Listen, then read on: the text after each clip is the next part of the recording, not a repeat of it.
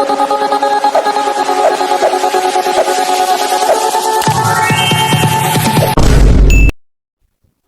Hello நம்ம இன்னைக்கு இந்த வீடியோவில் எந்த விஷயத்தை பற்றி பேச போகிறோம், யாரை பற்றி பேச போகிறோம் அப்படின்னு சொல்லிட்டு வந்து பார்த்தோம் அப்படின்னா, ஒரு வாரமாக வந்துட்டு ரொம்ப பெரிய விவாதமாக நடந்துக்கிட்டு இருந்த ஜடேஜா சஞ்சு சாம்சனுடைய அந்த ட்ரேட் அப்படின்றது இருக்கு இல்லையா, அது இன்னைக்கு காலையில் உறுதிப்படுத்தப்பட்டிருக்கே அப்படின்னு சொல்லலாம்.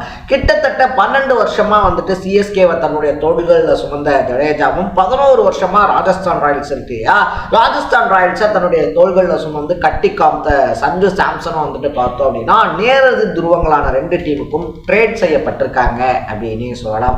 இதுல 2 டீமுக்குமே வந்துட்டு பார்த்தோம் அப்படின்னா பல சாதகங்கள் பல பாதகங்கள் அப்படின்னு சொல்லி 2 இருந்தாலும் கூட சிஎஸ்கேனுடைய எதிர்காலத்துக்கு அப்படின்னு சொல்லி கட்டமைக்கிறதுக்காக பார்க்கும்போது சஞ்சு சாம்சனுடைய வருகை அப்படின்றது ரொம்ப பெரிய அளவில் பிளஸ் பாயிண்டா பேசப்பட்டுக்கிட்டு இருக்கு அப்படின்னு சொல்லலாம்.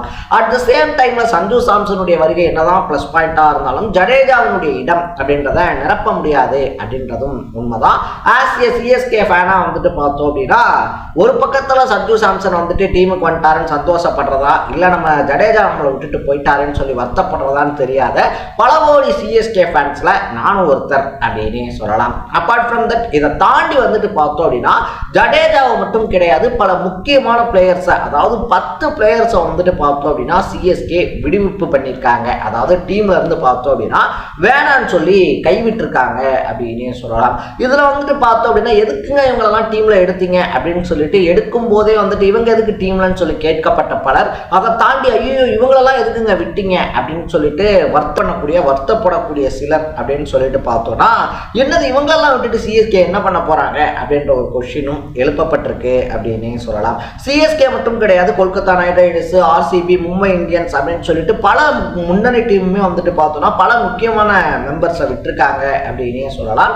ஸோ கொல்கத்தாலாம் பார்த்தோம்னா ஆண்ட்ரே ரஸ்ஸலே வேணாம் அப்படின்னு சொல்லிட்டு அவரை லீவ் பண்ணியிருக்காங்க. இந்த மாதிரி பல டீம்ல இருந்து பல பிளேயர்ஸ் கழட்டி விடப்பட்டிருக்காங்க அப்படின்னு சொல்லலாம். ஸோ சிஎஸ்கே கழட்டி விடப்பட்டது யாரு, தக்க வைக்கப்பட்டது யாரு, இதன் மூலியமா சிஎஸ்கேனுடைய எதிர்கால திட்டம் என்ன அப்படின்ற மாதிரி பல விஷயங்களை தான் நம்ம பேச போறோம்.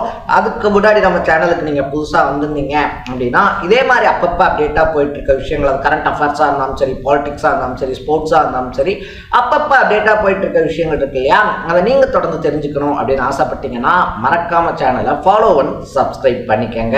ஸோ ஃபர்ஸ்ட் ஆஃப் ஆல் வந்துட்டு பார்த்தோம் அப்படின்னா யாராலையுமே நம்ப முடியாத ஒரு பிளேயரை வந்துட்டு டீம்ல இருந்து நீக்கினது இல்லை இவங்க வேணான்னு சொல்லி பண்ணது மத்தீஷா பத்ரேனாவை அப்படின்னு சொல்லலாம். என்னடா சொல்றீங்க, மத்தீஷா பத்ரேனா நல்லா தானடா பவுலிங் போட்டுக்கிட்டு இருந்தாரு, அது மட்டும் இல்லாமல் வந்துட்டு பார்த்தோம் அப்படின்னா சிஎஸ்கே ஃபேமிலிக்குள்ள வந்ததுக்கு அப்புறமா மத்தீஷா பத்ரேனாக்கு அப்படின்னு சொல்லிட்டு தனியான ஒரு ஃபேன் பேஸ் இருந்துச்சு. இப்போ வந்துட்டு அவர் என்னாச்சு, ஏன் வந்துட்டு திடீர்னு வேணான்னு சொல்லிட்டீங்க அப்படின்னு சொல்லிட்டு ஒரு ரொம்ப பெரிய கேள்விக்குறி இருந்திருக்கு அப்படின்னு சொல்லலாம்.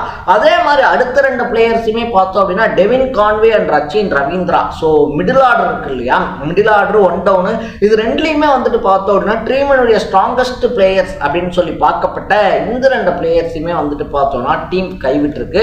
ஸோ சஞ்சு சாம்சனுடைய வருகை அப்படின்றது இருக்கு இல்லையா, நம்பர் 3 or 4 இதுல தான் சஞ்சு சாம்சன் களமிறங்குவாரு அப்படின்றதுனால தான் இவங்க 2 பேர்த்த கைவிட்டு இருக்காங்க அப்படின்னு பார்க்க முடியுது. ஏன்னா நம்பர் 1ல வந்துட்டு பார்த்தோம் அப்படின்னா ருத்ராஜ் கெய்க்வாட் இருக்கார் இல்லையா, அவர் வந்துட்டு கேப்டனா செயல்படுவாரு அப்படின்னு சொல்லிட்டு அபிஷியலா அனௌன்ஸ் பண்ணப்பட்டிருக்கு.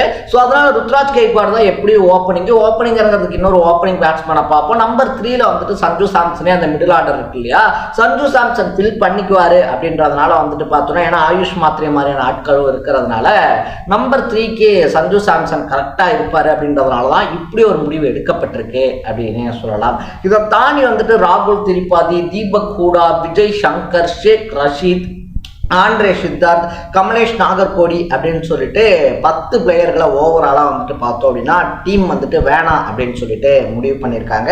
இதில் நம்ம முதல் சொன்ன 3 பேர் Matheesha Pathirana, Devon Conway and Rachin Ravindra இவங்களுடைய நீக்கம் அப்படின்றது ரசிகர்கள் மத்தியில் ரொம்ப பெரிய அதிர்ச்சியை ஏற்படுத்தியிருக்கு அப்படின்னு சொல்லலாம்.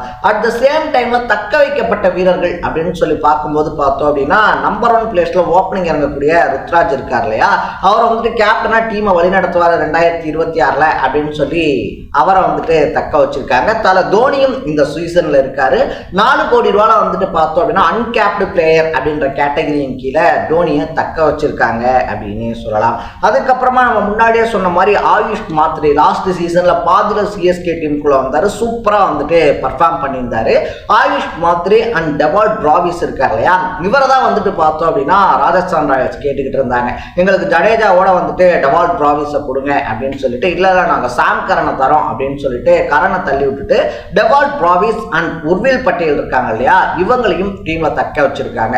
சோ நம்ம முன்னாடியே சொன்ன மாதிரி அந்த 3, 4, 5 அந்த ஆர்டர்ஸ் இருக்கு இல்லையா, அந்த மிடில் ஆர்டர் அப்படின்னு வந்துட்டு சொல்லுவாங்க இல்லையா, அதுக்காக வந்துட்டு பார்த்தோம் அப்படின்னா இன்கேஸ் ருத்ராஜோ ஆயுஷ் மாத்ரேவோ ஓப்பனிங் இறங்குறாங்க அப்படின்னா நம்பர் 3ல வந்துட்டு சஞ்சு சாம்சன் வந்தாப்ல அப்படின்ற பட்சத்துல நம்பர் 4ல வந்துட்டு உர்வில் பட்டேல், அதுக்கப்புறமா சிவம் தூபே இவங்கெல்லாம் வரதுக்கு வந்துட்டு கரெக்டா இருக்கும் அப்படின்றதுனாலதான் மேல சொன்ன Devine Conway, Rachin Ravindra release பண்ணியிருக்காங்க அப்படின்னு நம்ம புரிஞ்சுக்க முடியுது.